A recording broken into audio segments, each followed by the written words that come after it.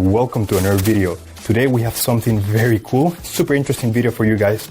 I'm gonna show you how to unlock the network of your phone to use it with any carrier. This is 100% legal. Your phone will not be damaged in any way. It is in fact very positive and beneficial to be fully network unlocked.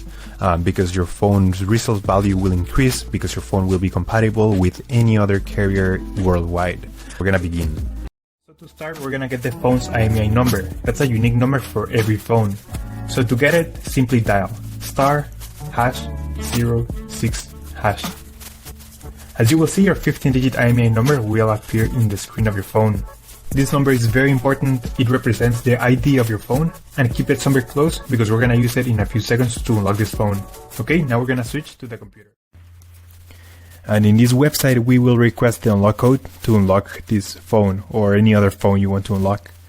So we're going to start by filling up the information here. As you can see here, there is a form.